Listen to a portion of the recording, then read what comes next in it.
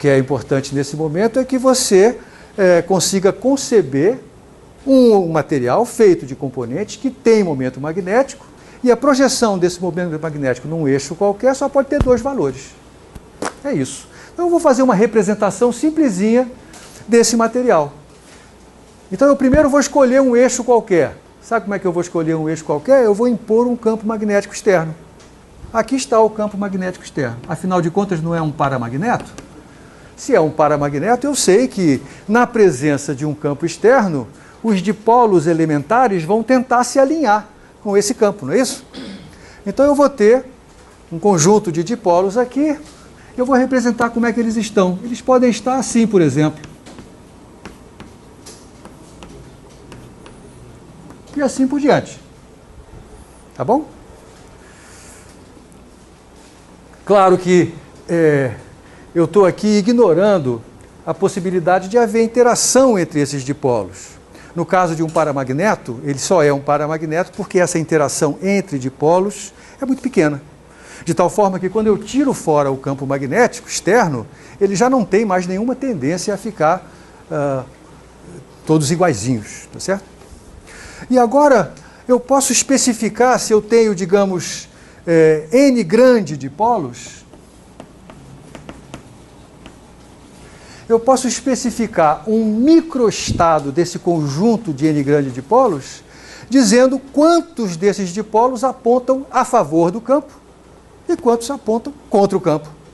Então eu vou chamar de N para cima a quantidade de dipolos que aponta a favor do campo. Nesse meu desenho tem 4. Certo?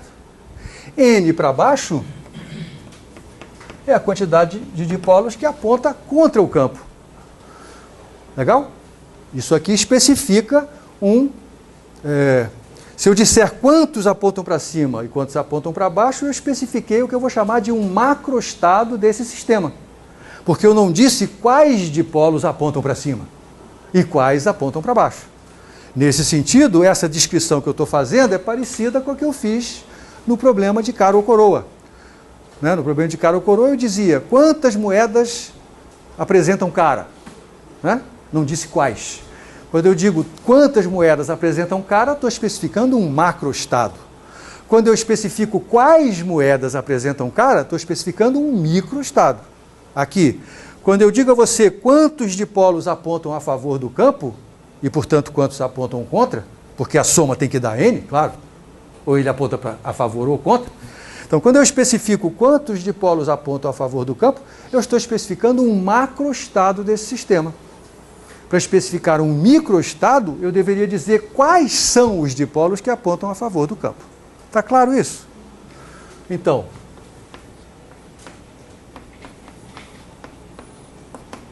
essa restrição aqui é imposta pelo fato de que só tem 2 estados possíveis, ou a favor ou contra o campo, e um macroestado fica especificado se eu dou, por exemplo, um desses números. Se eu sei N grande e eu digo quem é N para cima, eu especifiquei o macroestado.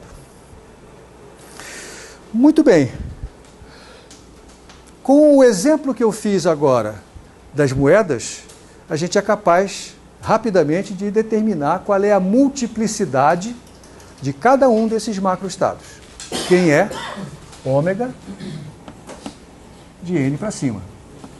Ou seja, quantos microestados tem N para cima de polos apontando a favor do campo. Qual é o resultado? Esse problema é exatamente o mesmo. É só você traduzir a linguagem. Onde está escrito aqui N para cima, traduza por número de caras. O resto é igual. Muito bem, eu só quero usar esse exemplo que eu dei das moedas para conseguir escrever esse resultado aqui. Você sabe dizer qual é o resultado? Olha só, traduza a linguagem que eu usei. A multiplicidade de um macroestado no caso das moedas. Não era a quantidade total, o fatorial da quantidade total de moedas, dividido pelo fatorial da quantidade de caras e pelo fatorial da quantidade de coroas? Não era isso? Como é que você traduz isso para cá? Quem é que tá assumindo o papel da quantidade total de moedas? É a quantidade total de dipolos, N grande. Quem é que está assumindo o papel da quantidade de caras? É a quantidade de dipolos aponta para cima. Quem é que está assumindo o papel de coroa? É a quantidade de moedas que aponta para baixo. Só tem duas possibilidades, ou é cara ou é coroa, ou é para cima ou é para baixo. Percebeu? É a mesma coisa que eu estou fazendo aqui. A linguagem é diferente, mas o problema matemático é exatamente o mesmo. Portanto, quantos macroestados tem esse sistema? O que é um macroestado? Um macroestado fica determinado quando eu digo qual é o valor de n para cima. Concorda comigo? Se eu disser n para cima vale 1, esse é um macroestado. N para cima vale 2, outro macroestado. Certo? Então, quantos macroestados eu tenho para esse sistema de n grande de polos? N grande mais 1. N para cima pode valer 0, 1, 2, até n, não é? Cada um desses valores de n para cima especifica um macroestado. Então, eu tenho n mais 1 macroestados, da mesma forma como eu tinha 101 macroestados aqui. Percebeu? Veja o paralelo entre essas duas coisas. Apesar disso aqui não ter nada a ver com física, a matemática envolvida é exatamente a mesma que está envolvida quando eu pergunto a você quantos microestados diferentes de um paramagneto de 2 estados têm o mesmo número de dipolos apontados a favor do campo. Tá certo? Isso é importante para mim, é importante que esta ideia fique clara para você. Tá? Eu vou voltar a ela várias vezes aqui.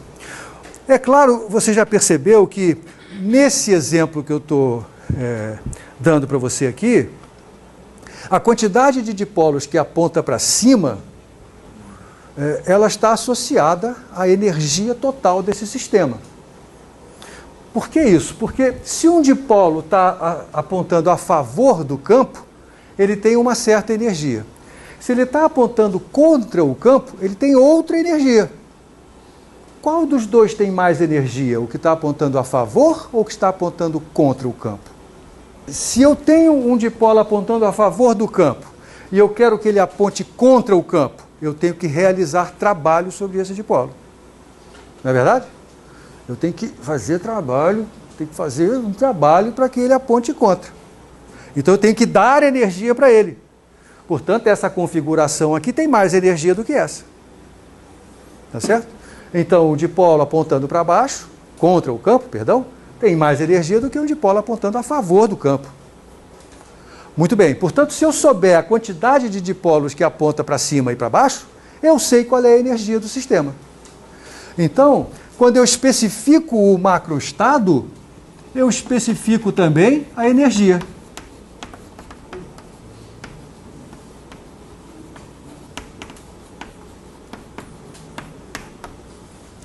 Essa característica, ela vai se reproduzir numa quantidade muito grande de sistemas, especialmente nos sistemas que nós vamos estudar aqui.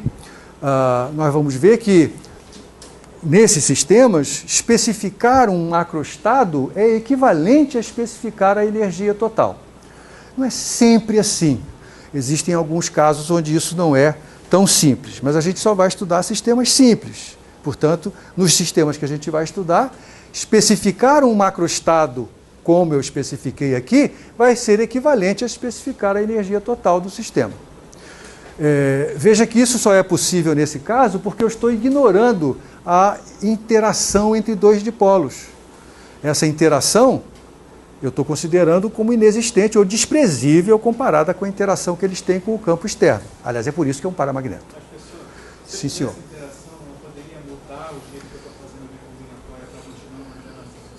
Isto aqui continua sendo verdade, Alan. A multiplicidade não tem nada a ver com a interação. Você percebeu? A multiplicidade de um macroestado não tem nada a ver com haver interação ou não. Ela simplesmente é uma maneira de eu contar de quantas maneiras diferentes eu posso escolher os dipolos que apontam para cima num conjunto de n grande dipolos. É só isso. Agora, se essa multiplicidade tem algum reflexo na física da situação, este é outro problema. Tá? No caso das moedas, A multiplicidade me dava imediatamente a probabilidade de ocorrência de um macroestado. Tá certo? Eu não estou dizendo o mesmo aqui. Tá? Especificar a multiplicidade não vai me dizer imediatamente, neste caso, qual é a probabilidade de eu encontrar o sistema num estado, num macroestado ou no outro. Acho que deve estar claro para vocês que essa probabilidade vai depender da intensidade do campo, por exemplo. Quanto mais intenso for o campo, eu espero que mais provável sejam os macroestados associados a n para cima maior. Por outro lado, quanto maior for a temperatura do sistema, eu espero que o contrário ocorra, porque a temperatura é uma tendência à desordem no sistema, ele está cheio de gás, não é verdade? Então, ele obedecer às ordens do sargentão, que é o campo magnético externo, é mais difícil, não é verdade? Então, você vai ter dois efeitos que vão entrar em conflito: a intensidade do campo e a temperatura. Deve ser fácil para você imaginar que intensidade alta do campo e temperatura baixa vão favorecer n para cima ser grande. Intensidade do campo pequena e temperatura grande vão favorecer outra coisa. Que outra coisa vai ser essa? O que você acha que vai ser favorecido se eu tenho campo pequeno e temperatura grande? Só pensando fisicamente, sem nenhuma matemática envolvida. Isso, n para cima e n para baixo seriam aproximadamente idênticos. Tá certo? Porque neste caso a presença do campo é irrelevante. E se a presença do campo é irrelevante, tanto faz ele apontar para cima como para baixo, do ponto de vista energético. Então eu espero que, se eu tenho um campo externo baixo e uma temperatura alta, esse paramagneto de dois estados vai ter que valor para a sua magnetização? Zero. Veja com o que a gente aprendeu com pouquíssimos elementos. Imagine então que eu tenho um campo magnético, certo? Não vou mexer no valor dele. Tenho lá um paramagneto, então ele tem uma certa magnetização. A gente já sabe que n para cima vai ser favorecido, então eu vou ter mais dipolos apontando a favor do campo do que contra o campo. Aí eu começo a aumentar a temperatura. O que você acha que vai acontecer? Então eu vou ter cada vez maior probabilidade de que n para cima e n para baixo sejam parecidos. À medida que a temperatura aumenta, deve ficar mais provável que n para cima diminua e que n para baixo aumente, até que no limite de temperatura enorme, eu não vou dizer infinita, temperatura enorme, esses dois números praticamente se equilibrem. E aí a magnetização passa a ser nula. Tá certo?